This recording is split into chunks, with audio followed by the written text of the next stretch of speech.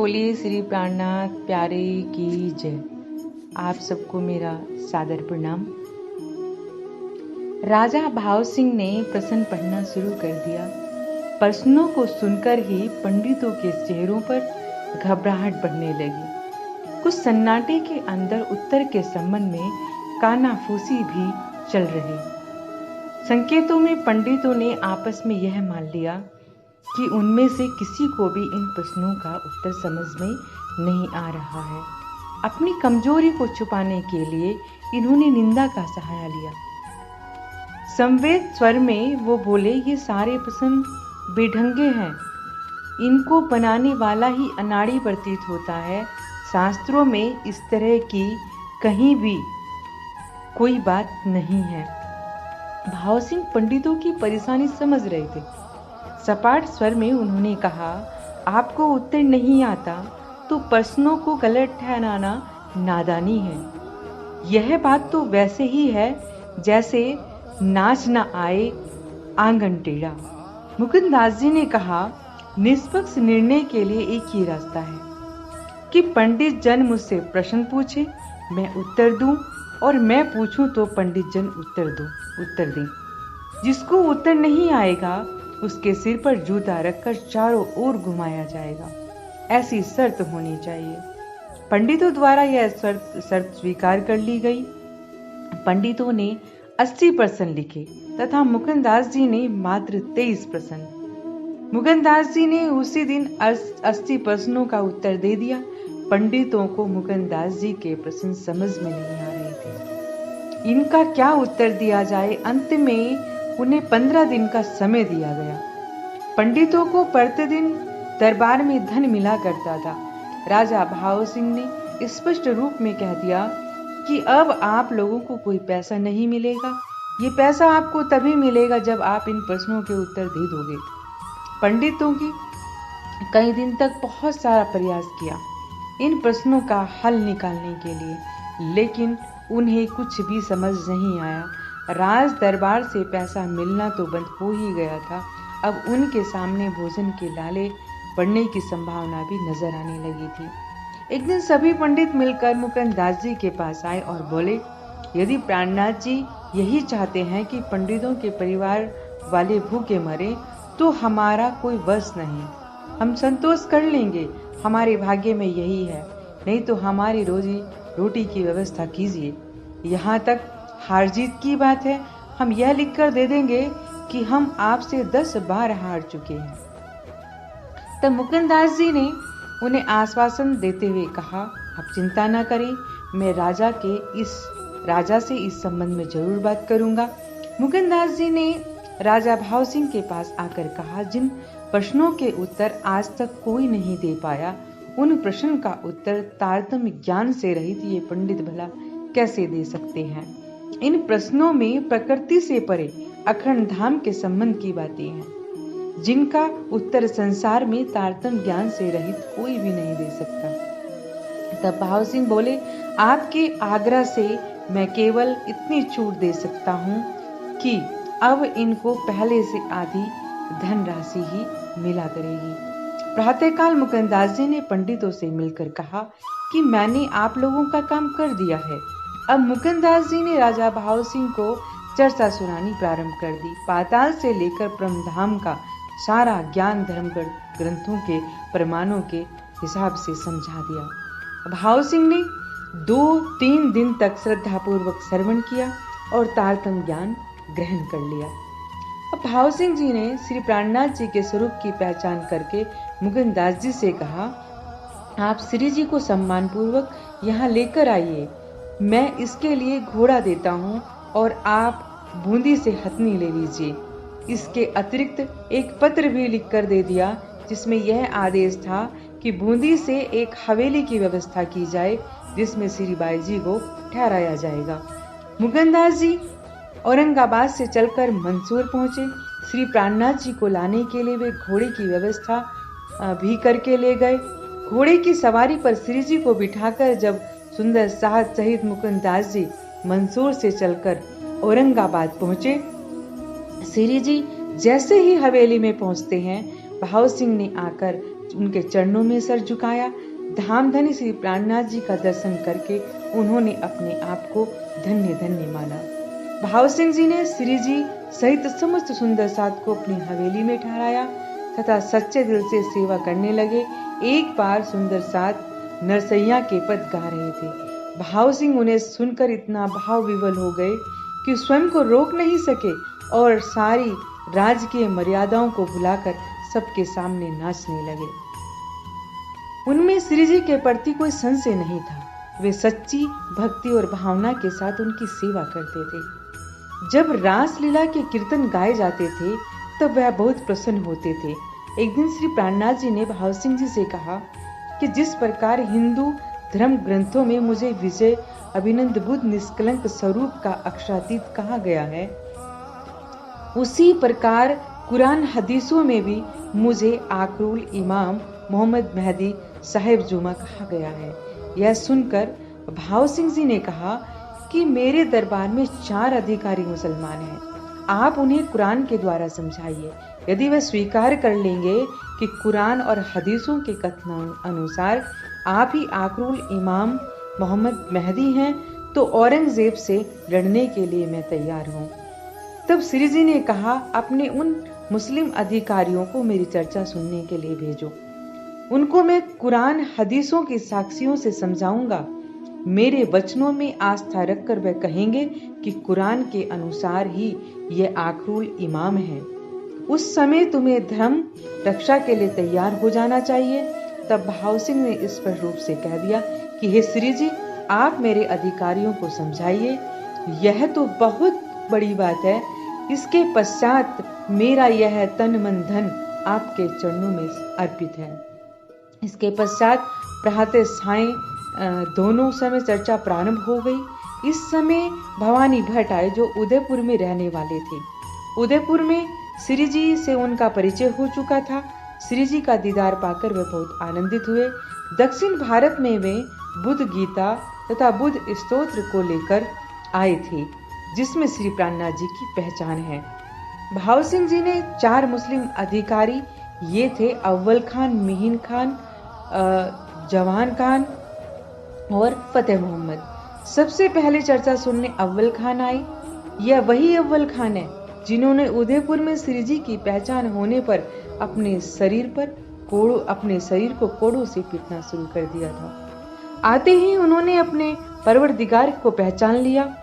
इसके पश्चात जहान मोहम्मद तथा महीन खान को बुला लाए। कुछ दिनों की चर्चा सुनते ही महीन खान को ईमान आ गया और उन्होंने तारतम्य ग्रहण कर लिया। यह जहान मोहम्मद को संपूर्ण कुरान कंठस्थ याद थी। पढ़े लिखे लोगों में उनकी ख्याति अरबी खान के नाम से थी। वह सभी पठानों को कुरान की तालीम दिया करते थे। सबसे बड़ी विशेषता यह थी कि उस तन में परमधाम की आत्मा विराजमान थी।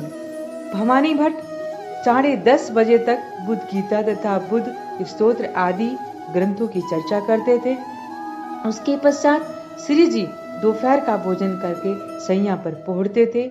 संध्या आरती के पश्चात श्री जी की चर्चा प्रारंभ होती थी। इस तरह श्री लालदास जी कुरान लेकर तथा दूसरी तरफ भवानी भट्ट भागवत लेकर बैठते थे।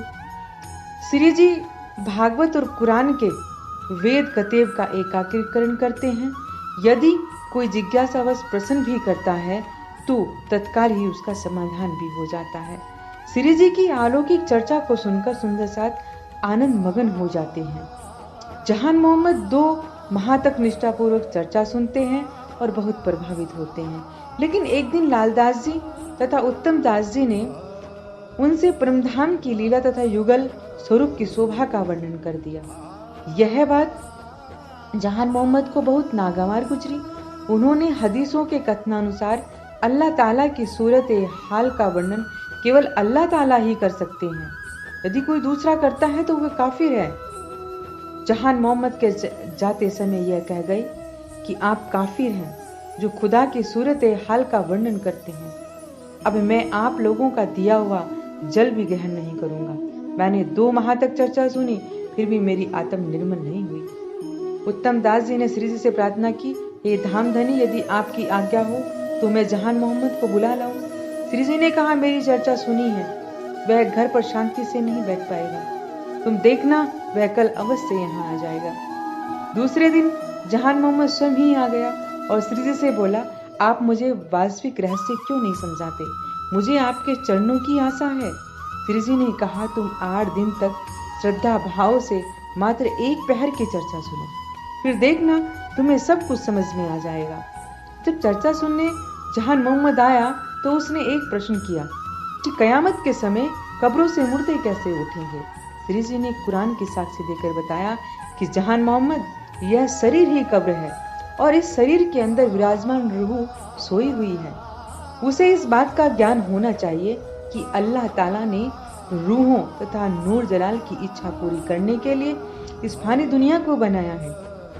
इस दुनिया में ब्रज की लीला तथा योग माया में रास की लीला करके दोनों की इच्छा पूरी की। नूर जलाल की रूह ही ब्रज रास के पश्चात अरब में मोहम्मद साहिब के रूप में अवतरित हुई। उन्होंने कुरान का ज्ञान दिया। उन्होंने वादा किया कि मैं फिर उस समय आऊंगा जब ब्रज तथा रास वाली रूहें फिर आई हुई होंगी। उस समय स्वयं अल्लाह ताला सबका न्याय करेंगे।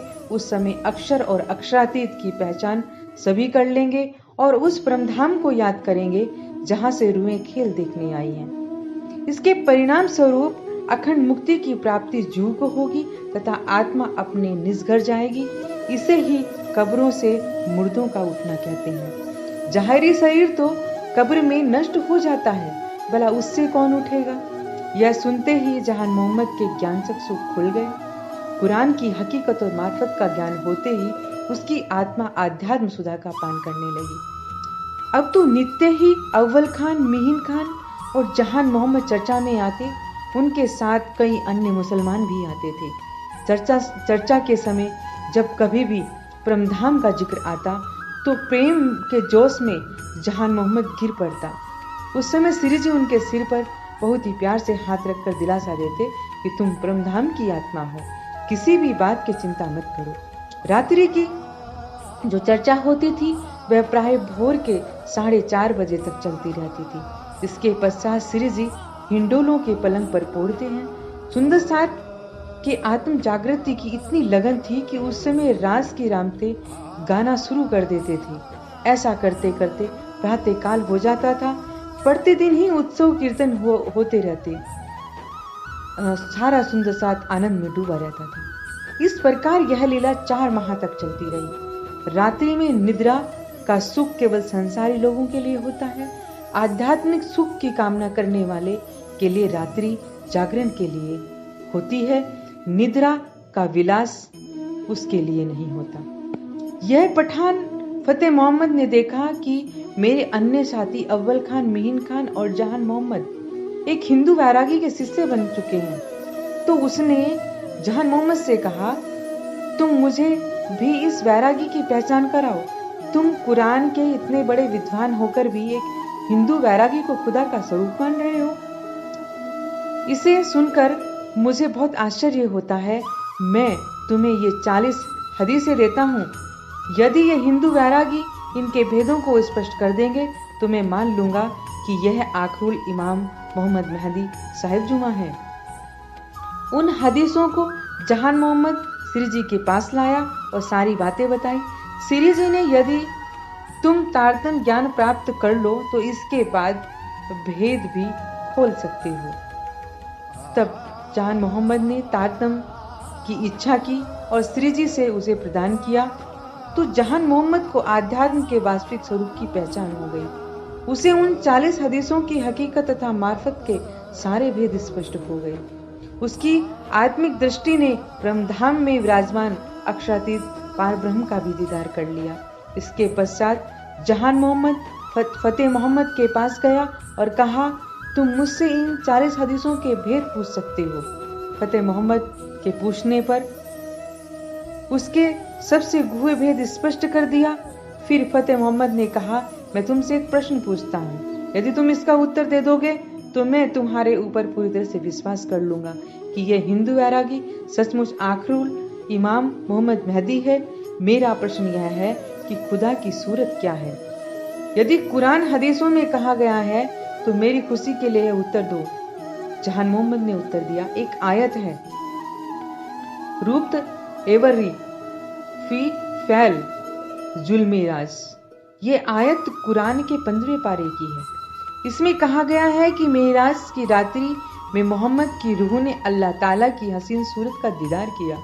क्या इस प्रकार कुरान का कथन नहीं है? यदि तुम्हारे मन में कुरान के प्रति कोई शक है तो मुझे बताओ। फतेह मोहम्मद ने कहा, कुरान के इस कथन पर मुझे कोई शक नहीं है। यह भी सच है कि जिन हिंदू वैरागी की कृपा से तुमने यह गुहे भेद जाना है वही आखिरुल इमाम मोहम्मद मेहदी हैं, किंतु हमारी मजबूरी है, हम इस बात को जाहिर नहीं कर सकते क्योंकि इस समय शरीयत का राज्य है। यदि हम जाहिर करते हैं तो औरंगजेब बादशाह हमें मरवा देगा। जहान मोहम्मद ने पूछा, उन 40 हदीसों के भी गूढ़ अर्थ मैंने अपने हादी की कृपा से कर दिए, अब क्या कहते हो? फतेह मोहम्मद ने कहा, जब तक औरंगजेब बादशाह उन्हें आखिरुल इमाम मेहदी के रूप में स्वीकार नहीं करेंगे तब तक हम कैसे कर सकते हैं। तब जहान मोहम्मद ने कहा, तुम्हें कुरान हदीसों की साक्षी मिल रही है तो तुम ऐसा क्यों कहते हो? तुम्हारा ईमान बादशाह पर ही है, अल्लाह ताला पर नहीं। इस बात पर दोनों में झगड़ा हो गया। तब जहान मोहम्मद ने पठान मोहम्मद का साथ छोड़ दिया और श्री जी के पास चला गया।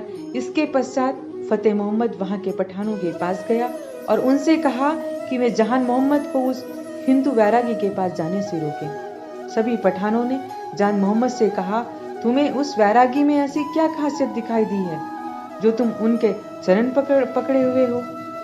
इस पर गर्मा गर्म बहस होने लगी। श्री जी ने जब झगड़े की बात सुनी तो जहान मोहम्मद को समझाया, तुम इन जाहिल लोगों से झगड़ा मत करो, इनसे सावधान होकर रहना। जहान मोहम्मद ने कहा, वे मुझको मना कर रहे थे कि मैं आपके पास ना आऊं।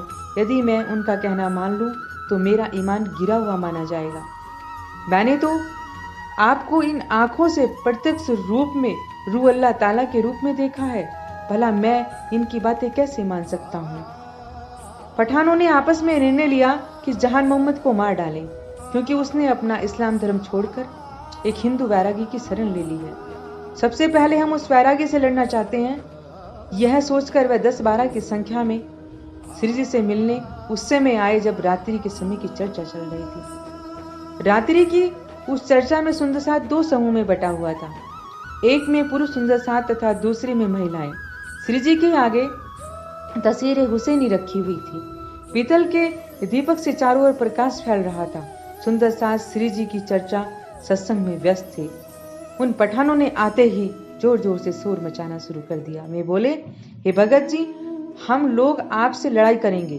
तुम तिलक लगाते हो, माला पहनते हो, फिर कुरान भी पढ़ते हो। शरीयत इस बात की इजाजत नहीं देती। आप कुरान की चर्चा करें या सुने। तब श्री जी ने उत्तर दिया, मैं तो खुदा और रसूल मोहम्मद साहब से सबकी मोहम्मद का संबंध जोड़ता हूँ। तुम इस नेक काम में बाधा खड़ी कर रहे हो। इस तरह की शिक्षा तुम्हें किसने दी है? तब जहान मोहम्मद ने कहा, मैं तुम्हारा उस्ताद हूँ, तुम मुझसे तालीम लेते थे। इस समय तुम्हारे अंदर इतना बड़बोलापन क्यों आ गया है? इस बहस में मिहिन खान, गाजी खान, अव्वल खान और जहान मोहम्मद के ऊपर जिब्राइल का असर हुआ। इनका जोश देखकर यह लोग जो आए हुए थे सब डरने लगे और इनके होश उड़ गए और वह कहने लगे, हे भगत जी, हमें माफ कीजिए, हमें आपसे कोई गिला शिकवा नहीं है, अब हम यहाँ से जा रहे हैं। यह कहते हुए वे भाग गए, किंतु उन्होंने वहां की सेना में यह बात फैला दी कि यह वैरागी बहुत बड़ा जादूगर है। जो भी मुसलमान इनके पास जाता है वह इसी को अल्लाह ताला मानने लगता है। जब भाव सिंह जी को मालूम हुआ कि उसके दरबार के मुस्लिम अधिकारियों ने यह स्वीकार कर लिया कि श्री जी प्राणनाथ जी ही आखिरुल इमाम मोहम्मद मेहदी साहिब जुमा है, तो वह शरीयत के विरुद्ध लड़ने के लिए तैयार हो गया। किंतु उसके मन में चमत्कार देखने की इच्छा हो गई। उसने श्री जी से प्रार्थना की, हे धामधनी, मेरा तन मन धन आपके चरणों में समर्पित है। मैं औरंगजेब के खिलाफ लड़ने के लिए भी तैयार हूँ। मेरी एक इच्छा है कि मैं परम धाम के दर्शन कर लूं। श्री जी ने समझाया, भाव सिंह, अभी तुम्हारा रास्तिक भाव गया नहीं है। उचित समय आने पर अवश्य दर्शन हो जाएंगे, अभी जल्दी मत करो। किंतु भाव सिंह अपनी मांग पर अड़ा रहा। आखिरकार श्री जी ने अभी जरा सी योग माया की ही झलक दिखाई तो भाव सिंह का जीव वहां के प्रेम सुख तेज की झलक को सहन नहीं कर सका। उसकी सुरता अक्षरधाम में लगी और लगी ही रह गई और शरीर छूट गया। कई दिनों के भूखे व्यक्ति को यदि एक ही दिन बहुत अधिक भोजन करा दिया जाए तो उसकी स्थिति भयंकर हो जाती है। किसी कंगाल को यदि अचानक ही हीरों से भरी तिजोरी मिल जाए तो वह पागल हो जाता है। इसी प्रकार यदि सांसारिक दुखों की अग्नि में जलने वाले जीव को अचानक ही ब्रह्म का दर्शन करा दिया जाए तो वह अनंत सुखों को पाकर छोड़ने की इच्छा नहीं कर पाता।